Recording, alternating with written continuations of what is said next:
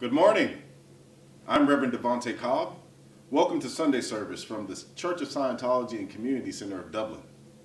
Today I'll be speaking to you about the practices and beliefs of the church, what personal integrity really is, and what it means to you. Then we shall explore the game of man, as we discover there may be more freedom of life than we believe possible. So let us begin with the creed of the Church of Scientology. We of the church believe that all men of whatever race, color, or creed were created with equal rights, that all men have inalienable rights to their own religious practices and their performance, that all men have inalienable rights to their own lives, that all men have inalienable rights to their sanity, that all men have inalienable rights to their own defense, that all men have inalienable rights to conceive, choose, assist, or support their own organizations, churches, and governments, that all men have inalienable rights to think freely, to talk freely, to write freely, their own opinions, and to counter or utter or write upon the opinions of others, that all men have inalienable rights to the creation of their own kind, that the souls of men have the rights of men, that the study of the mind and the healing of mentally caused ills should not be alienated from religion or condoned in non-religious fields, and that no agency less than God has the power to suspend or set aside these rights, overtly or covertly. And we of the church believe that man is basically good, that he is seeking to survive, that his survival depends upon himself and upon his fellows in his attainment of brotherhood with the universe. And we of the church believe that the laws of God forbid man to destroy his own kind, to destroy or enslave another's soul, to destroy or reduce the survival of one's companions or one's group. And we of the church believe that the spirit can be saved, and that the spirit alone may save or heal the body. Now I'm going to read to you an article written by L. Ron Hubbard entitled Personal Integrity. What is true for you is what you have observed yourself. And when you lose that, you have lost everything. So what are some things that you could observe for yourself? Your name, your birthday, something that you really know. What is personal integrity? Personal integrity is knowing what you know. What you know is what you know. And to have the courage to know and say what you have observed. And that is integrity. There is no other integrity. Of course, we can talk about honor, truth, all these things, these esoteric terms. Esoteric meaning belonging to a very specific subject. So I'll give that again. Of course, we can talk about honor, truth, all these things, these esoteric terms. But I think they'd all be covered very well if we really observed what we observed, that we took care to observe what we were observing, and that we always observed to observe. And not necessarily maintaining a skeptical attitude, a critical attitude, or an open mind, but certainly maintaining sufficient personal integrity and sufficient personal belief and confidence in self and courage that we can observe what we observe and say what we have observed. Nothing in Dianetics and Scientology is true for you unless you have observed it, and it is true according to your observation. That is all.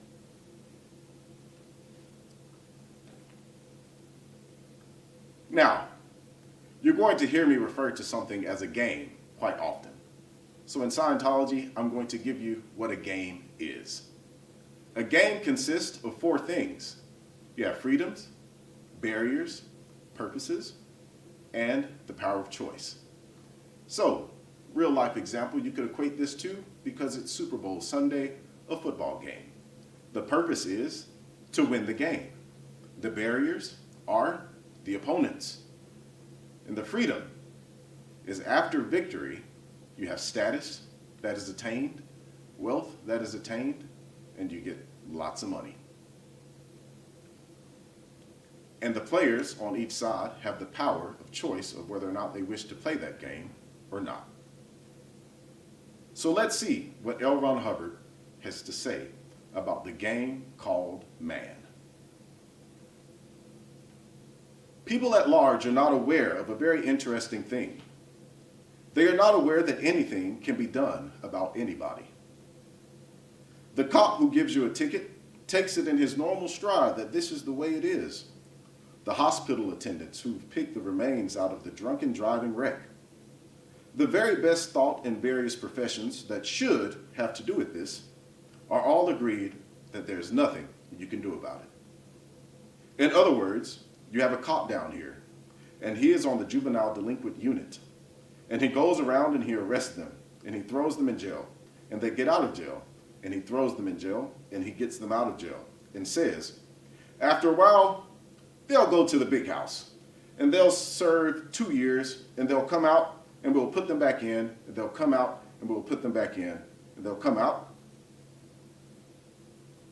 And that's the way that it all is. There's nothing that can be done about it. Anyway.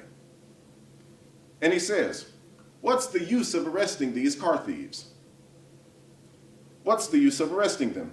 You send them to jail, and they spend a year or so in jail, and they get out, and 24 hours later, they steal another car. They're crazy. There's nothing you can do about these people, and there's nothing you can do about the mind. And so, it's all hopeless. So why should I be nice to anybody? Why should I be decent to anybody?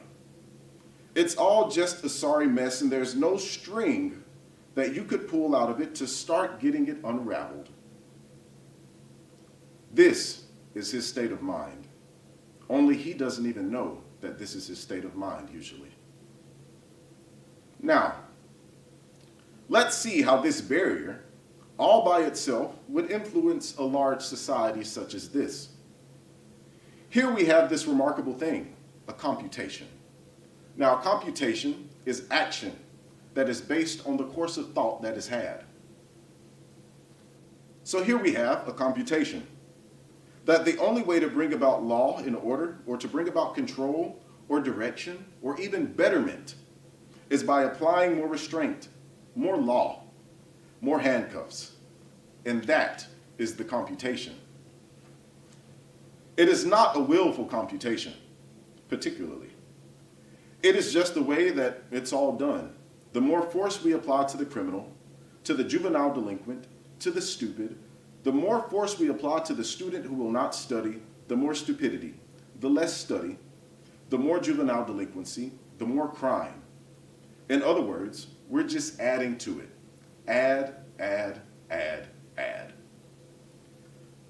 Someplace along the line, some group has to take responsibility over the turning of this tide of course of thought. And in view of the fact that we are dealing with thought and not with masses, we can do it. In view of the fact that we are dealing with the spiritual side of life and not its swords, it can be done. And if we tried to do it with sword, it would still be doing the same thing that the society is doing. Control with handcuffs, jail cells, operations, electric shocks, duress, punishment, bad control, threats, fear. All of these things give us simply more deterioration, but we do not have to go along that line. We have found a singular fact, and that is a small increase in freedom brings an increase in civilized behavior. Here's a great oddity, because society at large doesn't believe this. If you increase somebody's freedom, you would increase the amount of trouble in that society. That is the way they would think about it, and that happens to be a lie. By decreasing freedom, you increase trouble. By increasing freedom, you decrease trouble. That is the truth. Processing is another word for auditing, which is from the form of spiritual counseling very unique to Scientology. The auditor is from the Latin word audere. to hear. One who listens asks sets of questions called processes, which help the individual look at his own existence and improve his ability to confront what he is and where he is. Now, somebody comes up once in a while and says, now, under processing, isn't it really true, now, confidentially, isn't it really true that you uninhibit somebody? Uninhibit somebody? He's assuming that everybody is inhibited. This isn't particularly true either. He's assuming a whole bunch of irrational things, that there are big black beasts that crouch just below the surface and thin veneer of society, that these beasts at any moment are liable to bounce free. His level of belief in his fellow man could not be written and sent through the mails. But he believes that the second we take off any restraint, that we would find ourselves confronting a bunch of poorly, rather behaved gorillas. At the very, very best. If you make somebody freer, they'll immediately jump for the trees and begin to swing by their tails. It is a completely unjustified conclusion, because we discovered that when a calm, permissive attitude is taken around a child who has been in a bad condition, who's just been upset, nervous, and so forth, that doesn't mean no control. People who have inherited from psychology the idea that the modern way to do with a child is just to leave them alone and let them run. No, that is not the way you raise children. You have to put a little bit of control on them and control them with certainty or they get sick. Remember that. We take this child who has been nervous and upset, and we give him a little bit of greater freedom, a little more participation in the game. We consult with the child as to whether or not it is all right to go to the movies. Sure enough, the child is liable to get kind of confused and a little unsettled, just for a few days. He'll wonder, what on earth is going on? Something is wrong, see? They'll rattle around and then all of a sudden they'll say, you know, there's a little reality about this. They really do want my opinion as to whether or not to go to the movies. And all of a sudden, the kid settles down and becomes a civilized person. The way you make an uncivilized person is to deny him civilized conduct. If you assume his civilization and give him the freedom necessary to participate in the game called life, you guarantee his good behavior. How do you suppose we'll ever get rid of a criminal population if at all times the criminal, on being released from prison, is then shunned by society and never hired for anything? Where can he turn to but more criminality? Similarly, the backward child has to study longer, has to sit there longer, has to work harder, has to grind harder in order to get any place. Less freedom, less freedom, less freedom. They actually get more and more stupid. They are dumb. So the thing to do is really pour the education on them. Give them examinations. Tell them that if they don't get an A in arithmetic, Pop and Mom are going to feed them to the garbage man. In other words, threat and duress. Nobody ever assumes this child can know or do anything. And this attitude continues on throughout his life. Very few people assume anything good about him at all. Nobody assumes that he can do anything. And as long as this is the attitude of society, look at the enormous danger poised before that individual's very eyes. Look at the danger. The danger is, if I really fit myself into this society, a society of people who believe that I am stupid and incompetent, that I have to be taught everything 8 times, if I really fit myself in and cooperate with the prevailing attitude, I would be the deadest duck I'd ever met. So I dare not let myself get into a position where I am in cooperation with my fellows. If you had every player on a football field afraid to touch the ball, and every player bound and determined that the others were not going to touch the ball either, you would sure have some football game, wouldn't you? You would have 22 men out there and a ball sitting in the middle of the field, and these guys would be arguing with each other. Well, you're not really trustworthy to touch that ball. I don't know whether I want you on my team or not because blah. It would be a great game, wouldn't it? Did it ever strike you that life at large could be as much fun on its broadest scale and the fullest definition as a nice football game? That there could be as much enthusiasm to even the small, mundane, ordinary things that might possibly be to playing a very exhilarating game. It's almost far-fetched, isn't it? To think that talking to one's fellow man and engaging in cashing a check and doing this and doing that could be a continuous exhilarating experience, even though it wasn't big, huge, and dramatic. It isn't the amount of motion or action. It isn't the stake. It isn't the grandeur or the trappings that make a game. It is the willingness of those about us to play a game that makes a game. And when we lose sight of that, we lose the game. And life becomes a serious, onerous, arduous, dog-eat-dog endeavor. And the degree of people are unwilling to play the game in this society is measured by the number of handcuffs, the number of jails, the number of hospitals and institutions, and the number of laws. Now, it takes a few laws to make a game. You always have to have some barriers and restrictions to have a game. But when you get too many, you get no game, except this game. The game of making more laws that will make more laws necessary. That is a game for attorneys and not for citizens.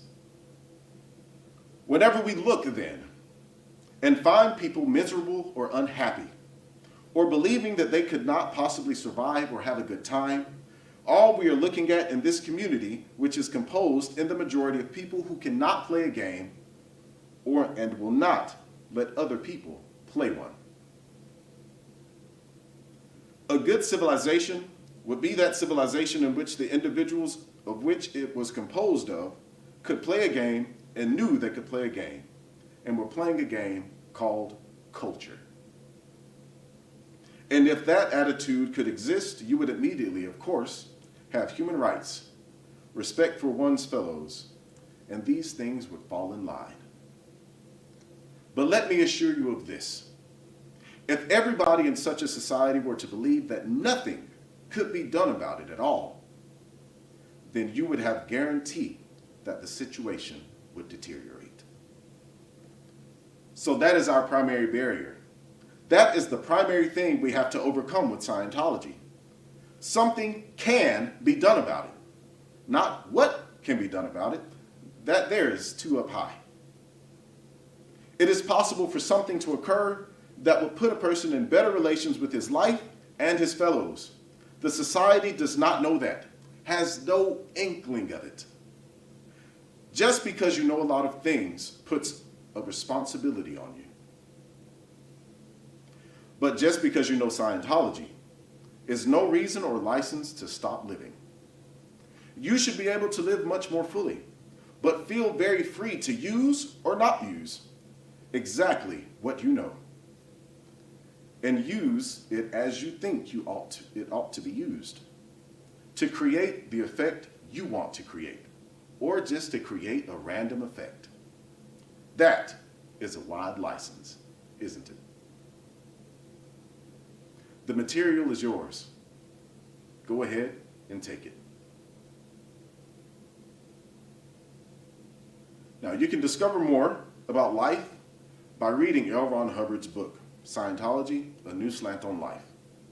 Here you'll find more about life as a game, the 2 rules for happy living, and many other discoveries by L. Ron Hubbard that you can use to lead a better life right now. Now, we'll be going over a few announcements. This Tuesday, we'll be having Vincent Kelly with his ever popular webinar. This week's topic is on confidence, and that is on Tuesday at 8 p.m. I look forward to seeing you there. Now, we're going to end Sunday service with the reading of the Scientology prayer for total freedom. May the author of the universe enable all men to reach an understanding of their spiritual nature. May awareness and understanding of life expand so that all may come to know the author of the universe. And may others also reach this understanding which brings total freedom. At this time, we think of those whose liberty is threatened, of those who have suffered imprisonment for their beliefs, of those who are enslaved or martyred, and for all those who are trapped, brutalized, or attacked. We pray that human rights will be preserved so that all people may believe and worship freely, so that freedom will once again be seen in our land. Freedom from war and poverty and want. Freedom to be, freedom to do, and freedom to have. Freedom to use and understand man's potential, a potential that is God-given and God-like. And freedom to achieve that understanding and awareness that is total freedom. May God let it be so. Thank you for coming to Sunday service. I look forward to seeing you next week.